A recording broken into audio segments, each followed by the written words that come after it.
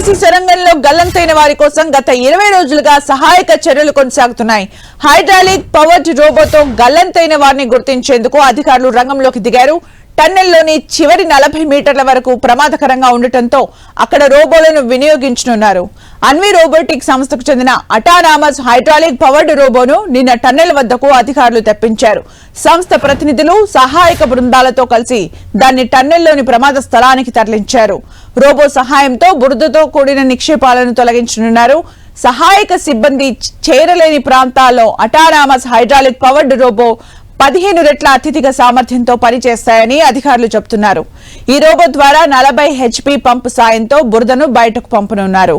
మరోవైపు అనుమానిత ప్రాంతాలైన D1, D2ల వద్ద అధికారుల పర్యవేక్షణలో తవ్వకాలు జరుగుతున్నాయి. D2 వద్ద కేరళ జాగిలాలు మరోసారి వాసన పసిగట్టడంతో 3 రోజులుగా తవ్వకాలు జరుపుతున్నారు. అయితే ఆ ప్రాంతాల్లో TBM కు సంబంధించిన లోహపు శకలాలు మాత్రమే కనిపించాయి. D1 నుంచి D2 మధ్య TBM కు సంబంధించిన మెటల్ ప్లాట్ఫామ్ ఉంది. దాన్ని కత్తిరించి అక్కడ పేరుకుపోయిన శిథిలాల్ని తొలగిస్తే గల్లంతైన కార్మికుల ఆచూకీ దొరికే అవకాశం ఉందని అధికారులు అంచనాకు వచ్చారు. ప్లాట్ఫామ్ క్యాబిన్ ను ప్లాస్మా గ్యాస్ కటింగ్ పరికరాలతో కత్తిరించి శిథిలాల్ని అధికారులు తొలగిస్తున్నారు.